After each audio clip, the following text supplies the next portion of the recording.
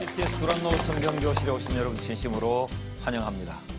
오늘 13번째 시간을 우리가 함께 맡게 되는데 12번째 강의까지 어떻게 은혜로우셨는지요? 네.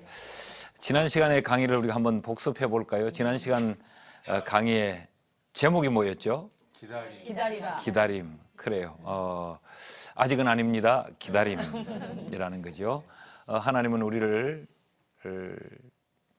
훈련시키시고 또 우리를 사랑하시는 그 하나님의 방법이 참 다양한데 그 가운데 하나님은 우리를 기다리게 하시면서 우리에게 더 좋은 것을 주시고 기다리게 하시면서 우리를 좀 더 성숙된 믿음의 자리로 인도해 가신다. 이런 내용의 말씀들을 우리 지난 시간 살폈는데 한 주간 어떻게 잘 기다리면서 사셨는지 모르겠어요. 사실 기다린다고 하는 것이 결코 쉽지는 않습니다. 그러면 앞질러 가는 것은 쉬우냐? 그것도 쉽지 않아요. 남을 앞질러 가는 것도 쉽지 않은데 우리는 유독히 신앙생활을 하면서 하나님의 때보다는 앞질러 가려고 하는 그런 참 잘못된 습관, 잘못된 노력이 우리에겐 있지요. 아무리 해도 우리는 하나님을 앞질러 갈 수 없어요.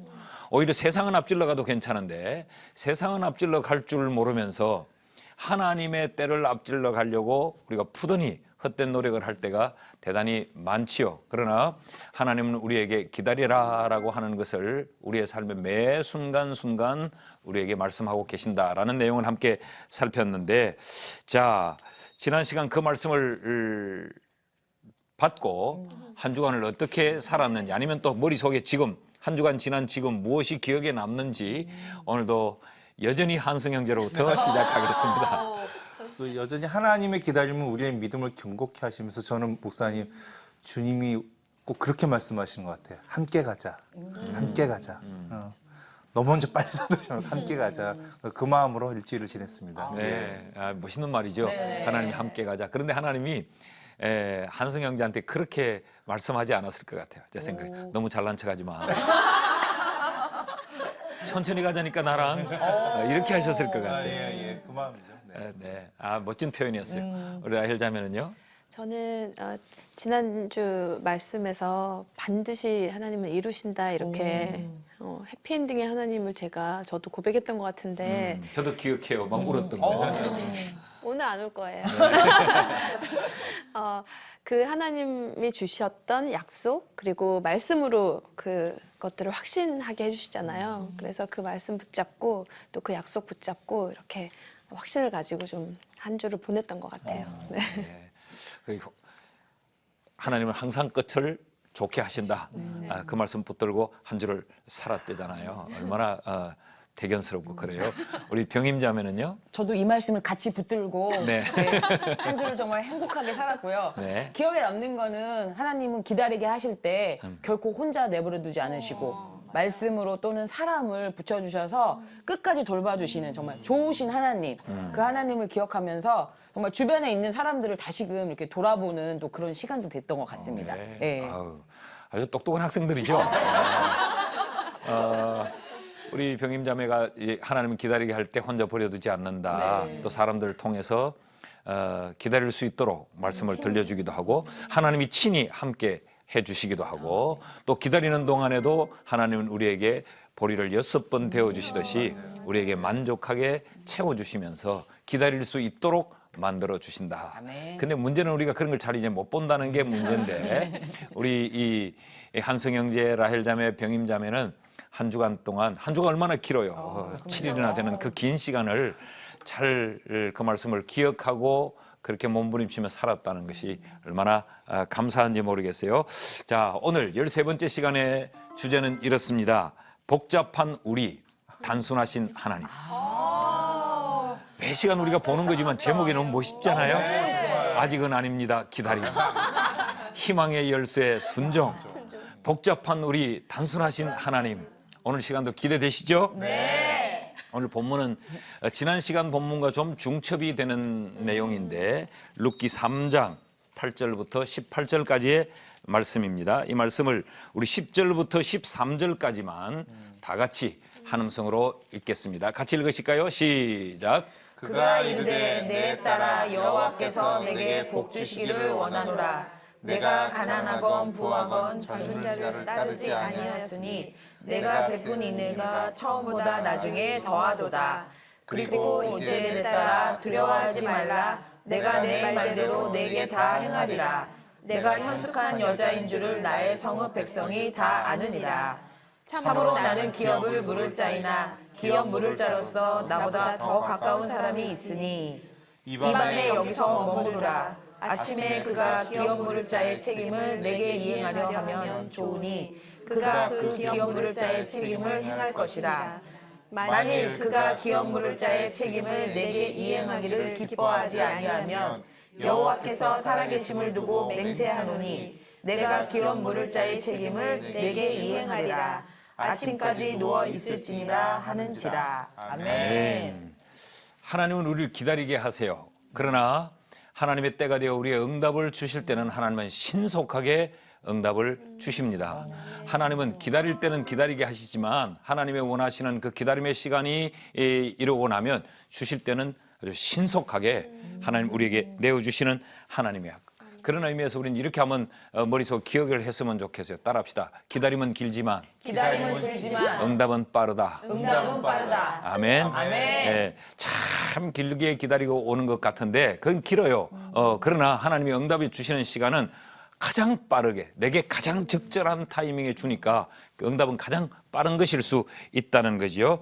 자, 그러면 무엇이 이렇게 이 보아스가 그런 은혜를 베푸는 행동을 할 수 있도록 유발을 시켰을까? 이런 의문을 한번 가져봐야 합니다. 분명히 우리가 살폈는데 룻은 보아스에게 발채에 들어왔다가 1차적인 거절을 당했잖아요. 나는 아니야 라고 말하지 않았습니까? 그럼에도 불구하고 우리가 상황 전체를 보면 보아스는 룻을 그렇게 내친 것이 아니란 말이죠. 그에게 확신도 심어줬고 그를 위하여 일찍이 성읍으로 들어가면서 그 약속을 이루기 위해 최선을 다하는 이런 모습들을 우리가 지난 시간 보지 않았습니까? 그럼 왜 보아스는 이렇게 했을까라는 겁니다. 왜 보아스는 그랬을까? 왜 그랬을까? 저는 1차적으로 일단 보아스의 성품 자체가 그렇게 배려할 줄 알고 겸손의 사람이었던 것 같고요. 그다음에 룻과 나오미의 상황을 다 알고 있었잖아요. 처음부터 다 안다고 그랬었고 그 상황에 대해서 이미 알고 이런 일들이 있을 거라는 걸 저는 짐작을 하지 않았을까 처음부터. 그래서 뭔가 생각하고 있지 않았을까. 지난번 제가 한성 형제도 룻기를 처음 공부할 때보다 이제 이 12번째 시간, 13번째 시간이 되니까 아주 믿음이 많이 자란 것 같다고 이야기했잖아요. 라헬 자매도 처음에는 굉장히 좀 그랬어요. 나 같았군요. 저 같았군요. 아주 편차가 크죠.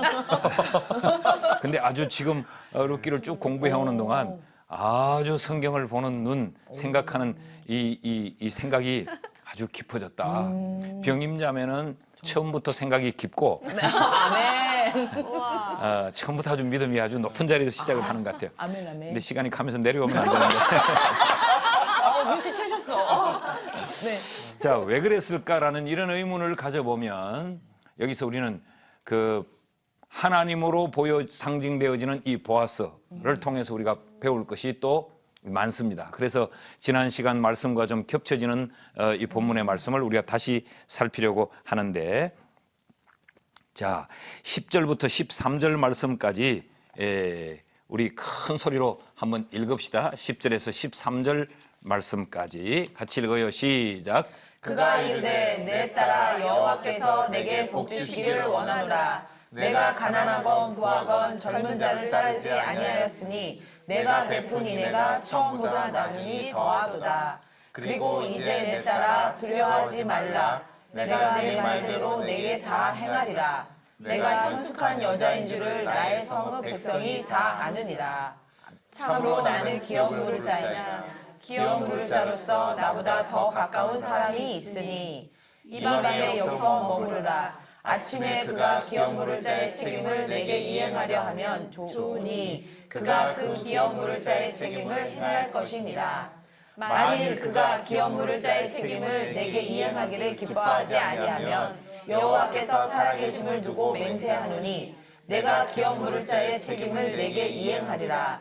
아침까지 누워 있을지니라 하는지라. 자, 아멘. 우리가 여기 읽어보니까 기업 물을 자라는 표현이 계속 반복되어 나타나지요. 다른 기업 물을 자가 있을 거야. 그가 아니면 내가 그 기업 물을 자의 책임을 다할 거야. 라고 하는 표현들이 반복되어 나타나죠. 이것이 보아스가 룻에게 그렇게 은혜를 베풀고 최선을 다할 수 있었던 첫 번째 이유예요. 자신이 기업 물을 자이기 때문에 그 룻에게 이런 은혜를 베풀어 줬다는 것입니다. 그러니까 다른 어떤 룻에게서 아름답고 룻에게서 어떤 착하고 룻에게서 어떤 조건이 있어서가 아니라 일차적으로는 그 룻의 어떠함과 상관없이 내가 기업 물을 자니까 이것이 보아스의 이런 행동을 유발시킬 수 있는 첫 번째 이유였다는 것이죠. 자, 9절 말씀을 한번 읽어보겠습니다. 9절 다 같이 시작. 이르되 내가 누구냐 하니 대답하되 나는 당신의 여종 루시오니 당신의 옷자락을 펴 당신의 여종을 덮으소서 이는 당신의 기업을 물을 자가 됨이니이다 하니. 자, 이 지금 룻이 한 이야기지요. 난 당신의 여종 룻입니다. 당신의 옷자락을 펴서 이 여종을 덮어 주십시오. 당신이 기업 물을 자가 아닙니까? 라고 이야기를 합니다. 그럴 때 13절을 보십시오. 다 같이 시작. 이 밤에 여기서 머무르라. 아침에 그가 기업 물을 자의 책임을 네게 이행하려 하면 좋으니 그가 그 기업 물을 자의 책임을 행할 것이니라. 만일 그가 기업 물을 자의 책임을 내게 이행하기를 기뻐하지 아니하면 여호와께서 살아계심을 두고 맹세하노니 내가 기업 물을 자의 책임을 내게 이행하리라. 아침까지 누워 있을지니라 하는지라. 기업 물을 자가 기업 물을 자이므로 기업 물을 자에게 기업 물을 자라는 것이 지금 계속 반복되어 나타나고 있죠. 그러니까 이 보아스는 룻에게서 어떤 원인 때문에 지금 룻에게 그런 은혜를 베푸는 것이 아니고 일차적으로는 그것과 상관없이 내가 기업 물을 자가 아니냐. 그러니까 나는 이런 은혜를 베푼다라고 하는 것이 이 보아스가 룻에게 은혜를 베푼 첫 번째 이유단 말이죠. 우리가 지금 룻기서를 공부하면서 계속 이 보아스의 모습에서 기업 물을 자 보아스의 모습에서 우리를 대하시는 하나님의 모습을 우리가 배우고 있는데 하나님이 우리에게 은혜를 베풀어 주셔야 될 이유가 뭐냐? 그 이유는 가장 첫 번째 우리의 하나님이 되시니까 우리의 아버지시니까 만약에 원인을 이렇게 찾지 않고 우리에게 어떤 착함이 있고 우리에게 어떤 공로가 있고 우리에게 어떤 선행이 있었으라고 하면 우리는 그 하나님으로부터 아무것도 기대할 수 없잖아요. 그렇지 않겠습니까? 이승희 목사가 지금 여기 있어서 아주 잘난 체하고 강의를 하지만 이것도 근본적으로는 뭐예요? 하나님이 이 목사의 부족함과 허물이 있음에도 불구하고 하나님이 은혜를 베풀어 주셨기 때문 아니에요. 마찬가지란 말이죠. 하나님이 우리를 대하시는 원리는 바로 이겁니다. 하나님이 우리의 기업 물을 자이시니까. 하나님이 우리의 보호자시요. 하나님이 우리의 아버지시요. 하나님이 우리를 지키시는 이시기 때문에 하나님은 우리를 보호해 주신다. 이해가 되시죠? 자, 이 보아스는 1차적으로 엘리멜렉의 친족이에요. 엘리멜렉의 친족이기 때문에 룻에게는 기업 물을 자가 되는 것이지요. 이 당시에 반드시 이 기업 물을 자의 책무를 감당해야 되는 것은 아닙니다. 아니에요. 자, 우리가 이 말씀에 이제 이 뒷부분을 우리가 미리 좀 생각을 해보면 이 보아스가 가서 또 다른 기업 물을 자에게 너가 기업 물을 자의 책임을 하겠느냐 했더니 이 사람은 안 한다 그랬어요. 이것을 보면 그 당시에는 기업 물을 자라고 해서 반드시 그걸 감당해야 되는 것은 아니었습니다. 그런 의미에서 보면 보아스도 룻을 거두어 들이지 않아도 될 수 있었어요. 그러니까 또 다른 기업 물을 자는 자신이 기업 물을 자라고 하는 그 책임의식이 없었던 거고 지금 이 보아스는 나는 기업 물을 자이니까 이 자가 하지 않으면 내가 해야 된다라고 하는 것이 확실했던 것이죠. 하나님 바로 그러신 분이라는 거죠. 이미 이 보아스는 룻에 대한 소문도 듣고 알고 있었습니다. 2장 11절 말씀, 우리 앞부분에 있는 말씀이지만 한번 읽어보십시다. 병임자매가 시작. 보아스가 그에게 대답하여 이르되 내 남편이 죽은 후로 내가 시어머니에게 행한 모든 것과 내 부모와 고국을 떠나기 전에 알지 못하던 백성에게 온 일이 내게 분명히 알려졌느니라. 아멘. 자, 그러니까 보십시오. 이미 보아스는 룻에 대하여 알고 있었어요. 예? 네 남편이 죽은 후로 네가 시어머니에게 행한 모든 것과 내 부모와 고국을 떠나 전에 알지 못하던 이 백성에게로 온 일이 내게 분명히 알려졌느니라. 다 알고 있었어요. 그럼에도 불구하고 이 보아스는 룻이 자기의 이불 속으로 들어오기 전까지 밝히지 않았어요. 나는 너의 기업 물을 자다. 그러니 내가 너를 책임지겠다는 말을 하지 않은 거죠. 이런 일이 있기 전까지. 그런데 자, 어쩌면 지금 보아스는 이런 생각을 하고 있는 거죠. 내가 지금 이 이야기를 하나 하지 않나 이 여자는 내가 책임져야 된다라고 하는 것을 이미 보아스는 확신하고 있었던 거죠. 그러니까 그에게 특별한 호의를 베풀어 준 거죠. 보리를 퍼주고 곡식단에서 뽑아서 던지게 하고 같은 식탁에 먹게 하고 이미 이 여자는 내가 책임져야 할 여자다라고 하는 것을 보아스는 철저히 알고 있었던 거죠. 그러니까 뭘 우리가 기억해야 되는가 하면 이 룻의 어떤 됨됨이를 다 알고 룻을 다 겪어보고 판단해서 도와줄 만한 가치가 있는 여자다 싶어서 해준 것은 아니라는 거죠. 이렇게 계산적으로 도와준 것은 아니라는 것이요. 예. 그러니까 벌써 이미 룻이라고 하는 존재가 자기 앞에 나타났을 때 보아스는 내가 기름 물을 자니까 내가 책임져야 된다. 만약에 그 또 다른 기업 물을 자가 하지 않으면 내가 해야 된다는 걸 이거 알고 있었던 거예요. 이유는 단 하나입니다. 자신이 기업 물을 자이니까. 이것밖에 없는 거죠. 하나님은 그렇다.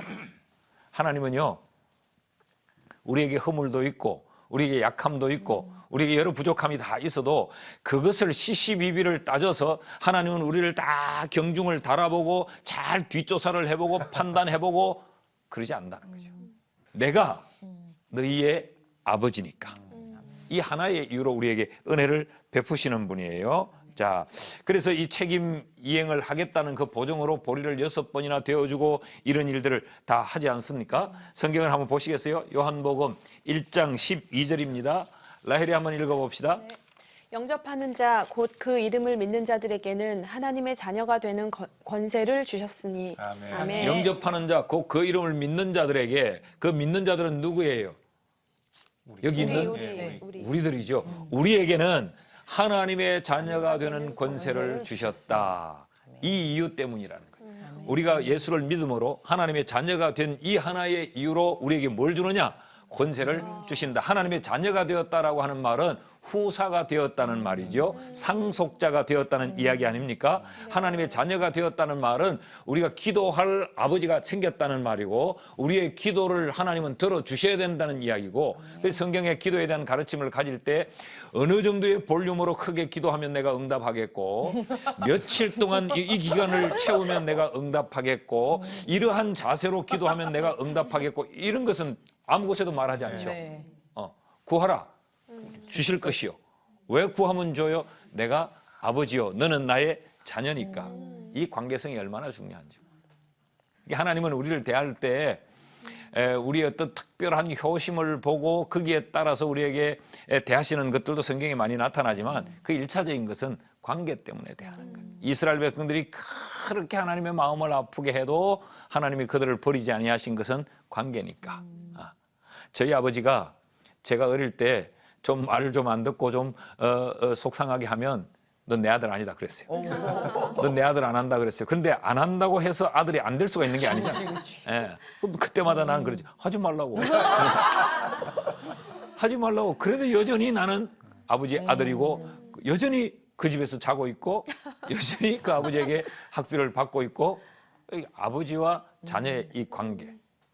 이게 대단히 중요하다라는 것입니다. 우리 한승 형제는 이 하나님과 나와의 이 관계, 그럼 내가 하나님의 종이 아니라 하나님의 자녀다라고 하는 것 때문에 기뻐했던 그런 적이 있나요? 우선 첫째로 목사님 종이라고 생각해 본 적은 한 번도 없고요. 처음부터 예수님 만났을 때부터 그리고 하나님의 자녀로서 현재 저의 능력으로는 도저히 누릴 수 없는 환경들을 누릴 수 있는 것들 무엇이 풍요로움이 아니라 이렇게 삶을 생명을 유지할 수 있는 것, 또 내가 주님을 노래할 수 있다는 것, 그것이 하나님이 저에게 주신 자녀로서의 권세로서의 특권이 아닌가 저는 그렇게 생각을 해봅니다. 예. 육신의 아버지가 있고 없고도 우리의 삶에 얼마나 큰 힘이 되고 그런데 우주의 주인이신 하나님이 우리의 아버지가 되신다는 건 엄청난 우리의 기쁨이죠. 저 역시 하나님의 자녀라고 하는 것 때문에 많은 기쁨을 누리며 사는데 종종 이 종이라는 것 때문에 헷갈릴 때가 있어요. 교인들이 늘 기도할 때 하나님 아버지 주의 종님을 그런단 말이죠. 종이라도 하나님의 종은 얼마나 기쁠까. 그렇죠. 그래서 시편에 보면 내가 하나님의 전에 문지기로 있어도 좋사오니 그랬단 말이죠. 그러니까 이 우리가 하나님의 자녀 되었다고 하는 것이 얼마나 기쁘고 놀라운 특권인가. 이것 때문에 하나님은 우리에게 은혜를 베풀어 주신다. 아멘. 이 확신을 가질 수 있기를 축복합니다. 아멘. 자, 두 번째, 이 보아스는 내가 기업 물을 자라고 하는 것 때문에 그렇게 은혜를 베풀어 줬는데 그것 말고 또 하나가 있는 것이 하나님의 또 하나의 성품을 여기서 볼 수 있어요. 그것은 측은지심.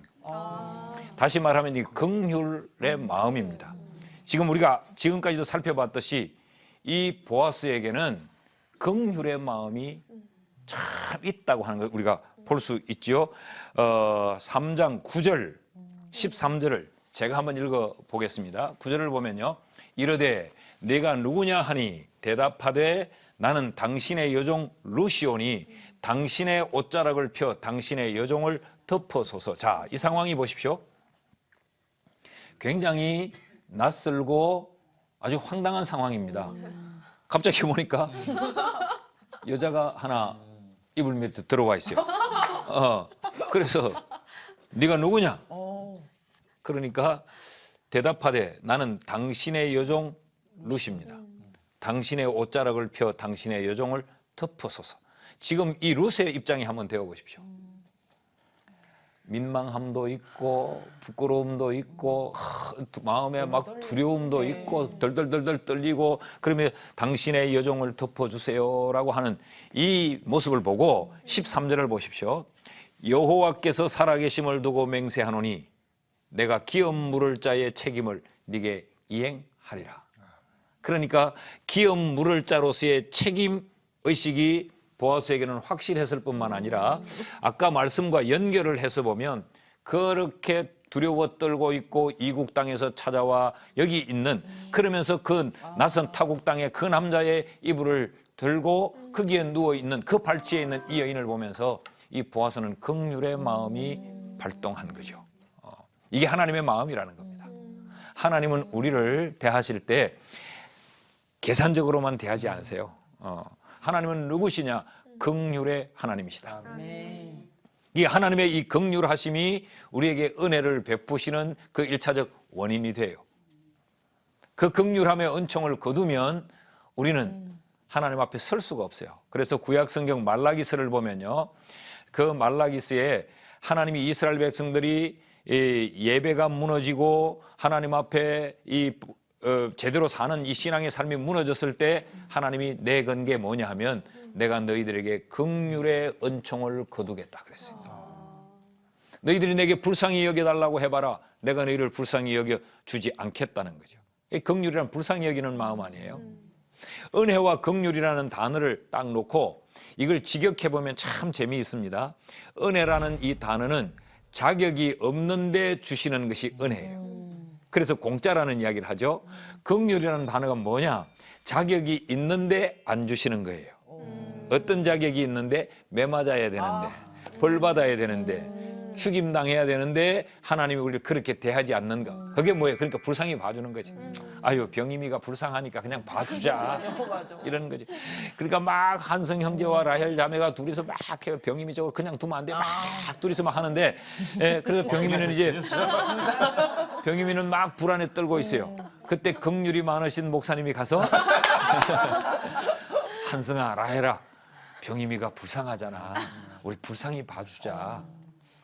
그러는 거란 말이에요. 그게 이 긍휼이라고 하는 것이 얼마나 좋은지 몰라요. 하나님이 이런 하나님이시다는 거. 이걸 보아스를 통해서 우리에게 지금 보여주고 있는 것이죠. 룻은 자기의 자존심도 내려놓고 또 마음의 두려움도 다 있었지만 그 미래가 어떻게 될지도 잘 모르는 그런 답답하고 불안한 마음 속에 보아스를 찾아왔는데 그걸 보고 시시비비를 따지지 않았어요. 이것이 합당하냐? 예고도 없이 왜 이 밤에 찾아와? 너 때문에 내가 간 떨어질 뻔했잖아. 이런 이야기. 만약에 이렇게 왔는데 다른 사람이 보면 내가 어떤 사람으로 지금 취급을 받겠느냐. 이 보아스는 그 동리에서 경제적으로 여유가 있는 사람이었으면 그래도 체면이 있는 사람인데 너 나를 망하게 하려고 왔더냐? 얼마든지 힐문하고 책망할 수 있었음에도 불구하고 그런 것이 우선이 아니고 얼마나 이게 안타까웠으면 이렇게 왔을까? 얼마나 두려웠으면 이게 지금 얼마나 마음이 급했으면 이렇게 왔을까라고 하는 긍휼의 마음이 보아스에게 있었던 거죠. 만약에 보아스가 다른 마음을 먹는다면 그날 밤에 온 그 룻에게 다르게 행동할 수 있지 않았겠어요? 사람을 무너뜨리려고 왔다고 자기만을 생각하면 그렇게 내어 쫓으면서 말이죠. 이 여자가 아주 부도덕한 여자라고 할 수도 있지 않았겠어요? 그렇지 않으면 또 그날 이 룻을 거두어들이고 모든 책임을 룻에게 다 지울 수도 있지 않겠어요? 성경이 말하고 있지 않아서 우리가 그렇게 쓸데없는 상상을 할 필요는 없겠지만 우리가 얼마든지 성경을 쉽게 이해하려면 여러 일들이 일어날 수 있었음에도 불구하고 보아스는 그러지 않았다. 그러니까 그를 긍휼히 여기고 불쌍히 여기는 마음을 그가 가졌던 것이다. 그래서 그 밤에 끝까지 그 밤에 내어 쫓으면 그 밤에 가다가 또 다른 어떤 남자들에게 위험을 당할 수도 있는데 그래서 끝까지 그 밤을 거기서 자기의 발치에서 있도록 하고 그러나 날이 완전히 새기 전에 다른 사람들의 눈을 피하여서 일찍이 돌려보내고 거기에다가 뭘까지 보리를 되어서 주고 이게 이 보아스의 긍휼의 마음이라는 거예요. 이해가 되시죠? 네. 예. 13절 14절을 한번 보겠습니다. 13절 보면 아침까지 누워 있을지니라 하는지라 이게 여러분 긍휼의 마음이 없었으면 이렇게 못하죠. 빨리 가. 빨리 빨리 뛰어 발이 안 보이도록 뛰어가야지. 그러지 않겠어요? 아침까지 누워 있을지라 하는지라. 14절도 봐요. 룻이 새벽까지 그의 발치에 누웠다가 그러니까 그 여인을 품어주는 긍휼의 마음이 있고 새벽까지 그의 발치에 누웠다는 이 말은 보아스가 자기의 육의 욕심을 채우는 일도 하지 않았더라라는 이야기죠. 이런 것들이 많이 포함이 좀 되어 있는데 이 성경 공부 때문에 다 우리가 말하기는 좀 그렇지만 얼마나 긍휼의 마음을 가지고 있었는가를 알 수 있어요. 그런데 이런 보아스의 모형은 누구다? 하나님이다. 하나님이 우리를 이렇게 대하신다는 거예요. 마태복음에 보면 이런 말씀을 하고 있어요. 마태복음 9장 13절 우리 한승 형제가 한번 읽어봅시다. 너희는 가서 내가 긍휼을 원하고 제사를 원하지 아니하노라 하신 뜻이 무엇인지 배우라. 나는 의인을 부르러 온 것이 아니요 죄인을 부르러 왔노라 하시니라. 자, 여기 벌써 보십시오. 예수님이 나는 의인을 부르러 온 것이 아니고 죄인을 부르러 왔다. 나는 긍휼의 주로 이 땅에 오셨다는 거예요. 그러니까 내가 긍휼을 원하고 제사를 원하지 아니한다. 이 말은 제사는 안 원한다는 말이 아니죠. 이 긍휼의 마음을 얼마나 가치 있게 지금 보고 계시는 거예요. 이분이 우리의 주님이시다. 아멘. 아멘. 아멘. 네, 우리가 이런 마음 가질 수 있기를 바랍니다. 또 하나 더 우리가 배울 수 있는 것은 왜 보아스는 룻에게 이런 특별한 은총을 베풀어 줬는가? 그것은 오직 단 하나의 이유입니다. 룻의 행복을 위하여. 룻의 행복을 위하여. 이게 이 말이 여러분 이해가 되실는지 모르겠어요.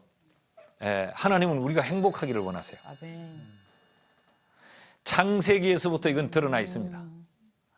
하나님이 우주 만물을 만드시고 사람을 몇째 날 만드셨어요? 마지막 날. 마지막 날. 네. 왜 마지막 날 만드셨을까요? 다 이루시고 좋은 환경에서 저희를 보여주시려고. 병임자매가 지금 룻게 병원병이 이제 막 올라오고 있어요. 이제. 지금 막 갑자기 이 대답할 때 하는 소리 났거든. 지금 막 성령이 영감을 막 부어주시는 거예요. 그렇죠? 네. 하나님이 만든 그 사람이 살 수 있는 모든 조건을 다 만들어 놓으신 후에 아담을 만들어 그 에덴에 두셨어요.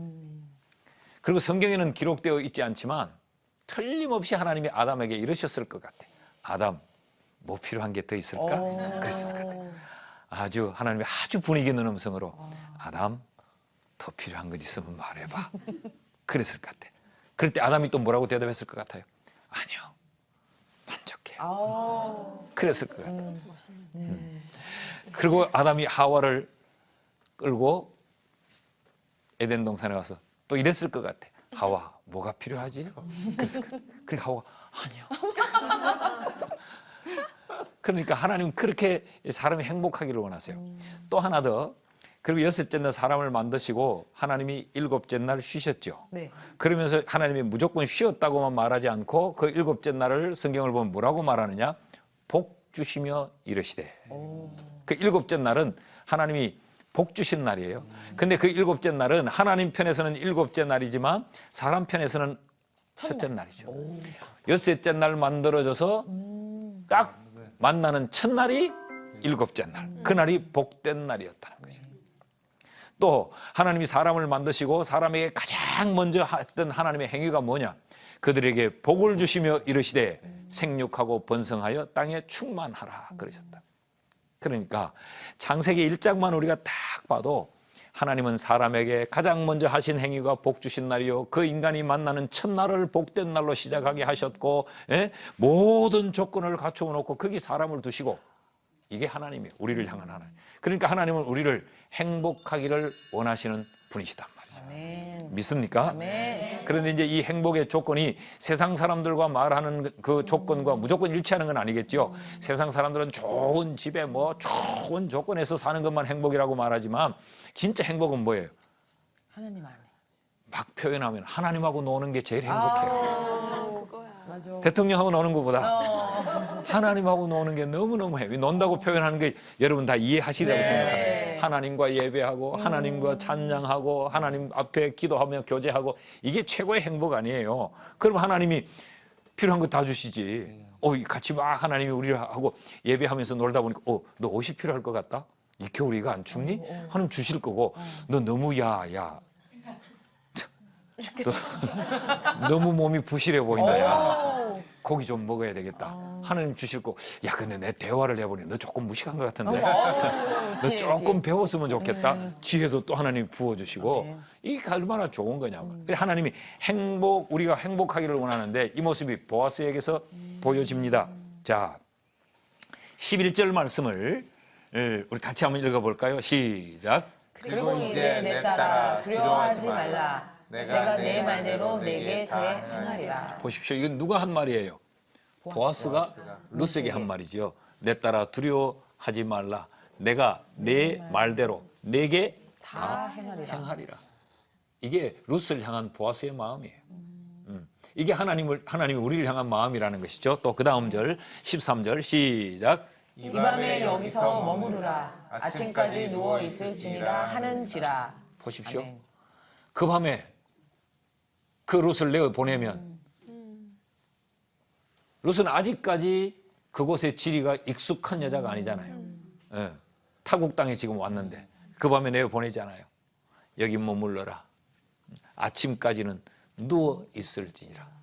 물론 이게 누워 있을지니라고 하는 것이 그냥 여기 있다 가라 그런 표현이지만 나는 이 표현도 좀 보고 싶어요. 그냥 거기 처박혀 있어라. 그래 말이에요. 이 웬 여자야 너 저기 가서 처박혀 있으라. 뭐 꼭 그런 뜻은 아니지만 그런 의미를 여기 자꾸 담아볼 필요 있는 것 같아요. 너 눕지 마. 가만히 앉아 있어.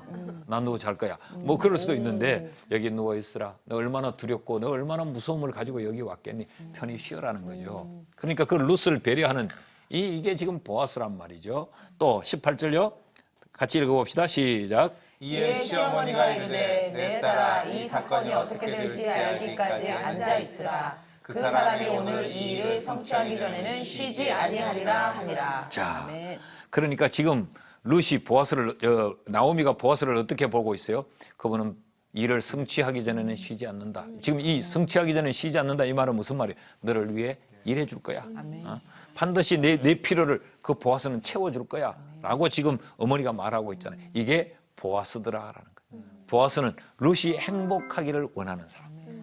그래서 이런 은혜들을 베풀어주고 일찍 성읍에서 성읍으로 들어가고 지금 이런 힘들고 구차하고 어떻게 보면 오해를 한 번에 뒤집어 쓸 수 있는 일이고 어떻게 보면 자기가 지금까지 쌓아온 그 동리에서의 자기의 이 명성과 자기의 그 지금까지 이미지가 하루아침에 다 엎어질 수 있는 이야기잖아요. 또 그 집에 먼저 있던 종들이 이렇게 시샘을 할 수도 있지 않겠어요? 우리 주인 왜 저러지? 우리한테 하던 것과 조금 다른데? 오, 세상에. 오.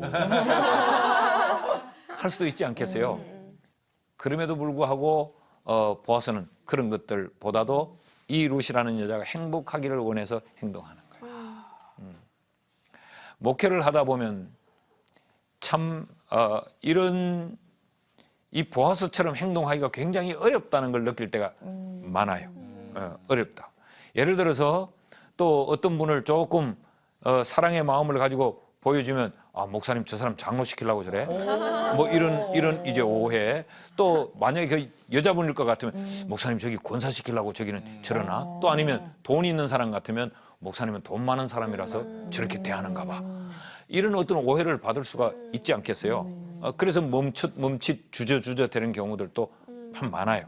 그런데 오늘 성경은요, 보아스는 전혀 그런 게 개의치 않았어요. 이유는 단 하나, 룻이 행복하기를 원했다는 거예요. 예. 이 하나님이 우리를 향해서 그런 마음을 가지고 계신다라는 겁니다. 자, 그런데 여기 신명기 10장의 말씀을 좀 읽어보십시다. 신명기 10장. 같이 읽어요. 시작. 이스라엘아, 내 하나님 여호와께서 내게 요구하신 것이 무엇이냐? 곧 내 하나님 여호와를 경외하여 그의 모든 도를 행하고 그를 사랑하며 마음을 다하고 뜻을 다하여 내 하나님 여호와를 섬기고 내가 오늘 내 행복을 위하여 내게 명하는 여호와의 명령과 규례를 지킬 것이 아니냐. 자, 내가 오늘 네 행복을 위하여 네게 명하는 여호와의 명령과 규례를 지킬 것이 아니냐. 여러분 여기 명령이라는 단어와 규례, 이 법이라는 단어가 굉장히 우리에게는 거부감이 있는 단어 아니에요? 무겁고 힘들고 뭔가 사람 현대인들은 누구에게 명령받는다는 걸 굉장히 싫어하잖아. 그런데 여호와의 명령과 규례를 지키라고 하는 이유가 뭐냐? 내 행복을 위하여. 그러니까 하나님은요, 우리에게 좀 힘든 것을 말씀을 하시더라도 또 우리에게 좀 부담되는 것을 주시더라도 이게 다 초점은 어디에 있느냐?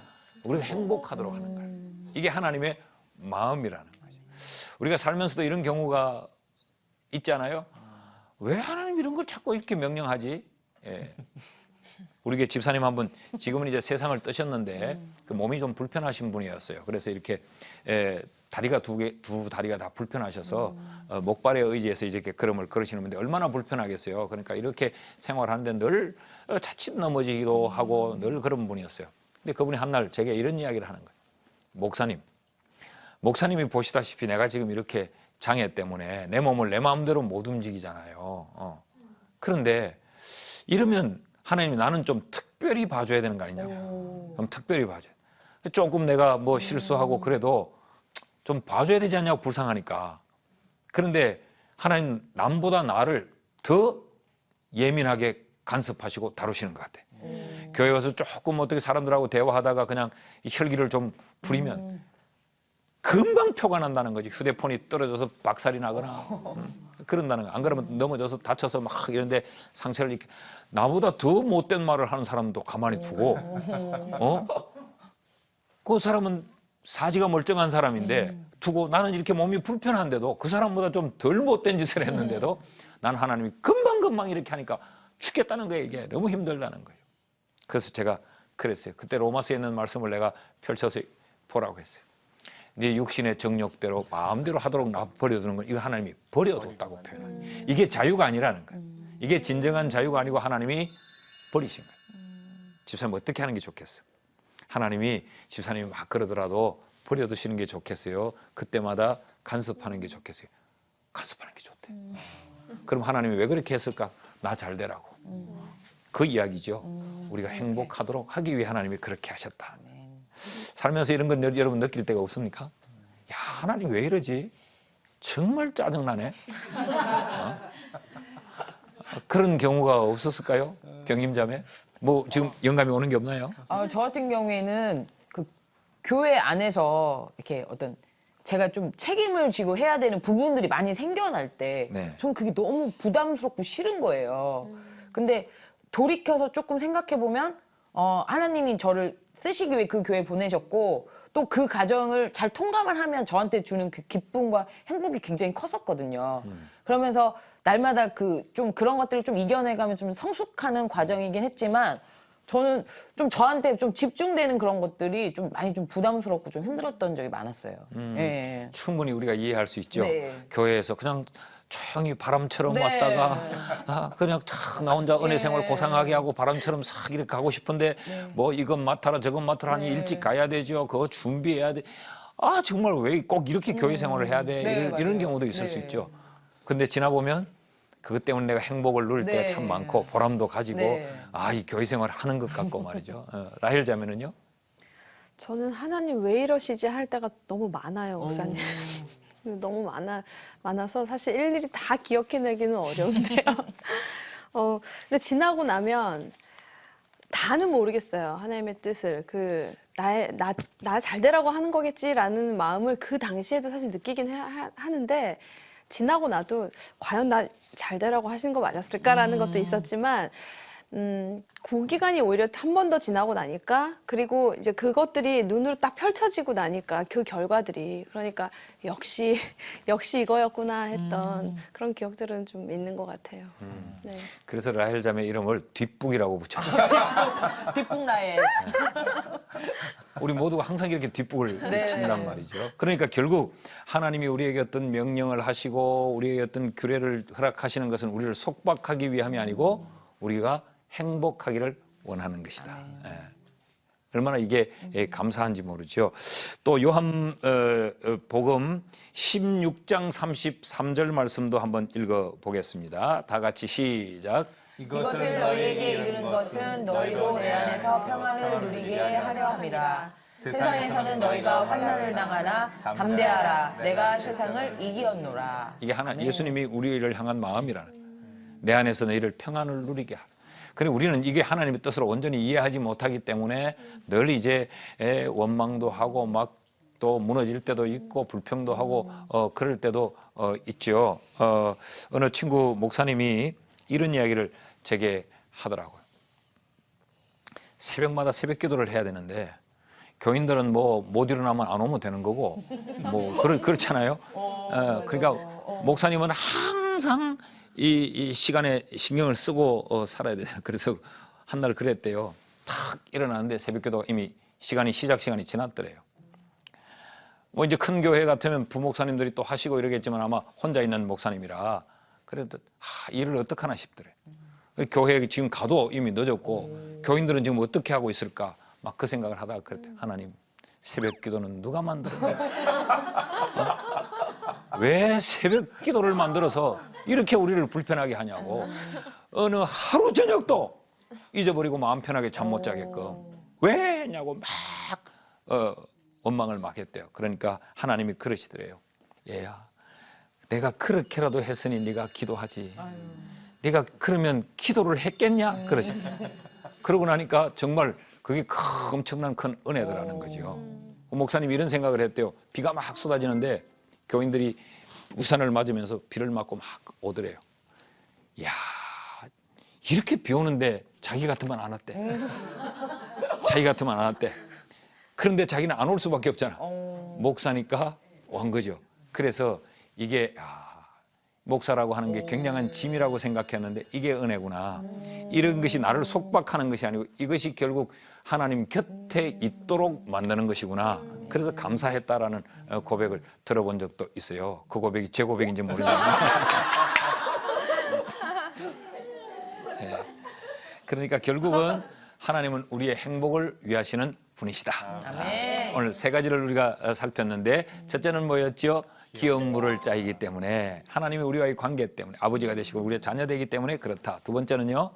긍휼의 마음. 이 긍휼의 마음이 우리에게 은혜를 베풀어 주신다. 세 번째는요. 우리의 행복을 위한 것이 하나님의 원하심이기 때문이다라는 거. 오늘도 어제 우리 지난 시간 살폈던 말씀보다 오늘 말씀도 또 큰 우리에게 위로가 되는 말씀이죠. 이분이 우리의 아버지다라고 생각하면 얼마나 우리가 당당하고 담대할 수 있느냐. 마음에 다시 한번 확신을 할 수 있기를 바랍니다.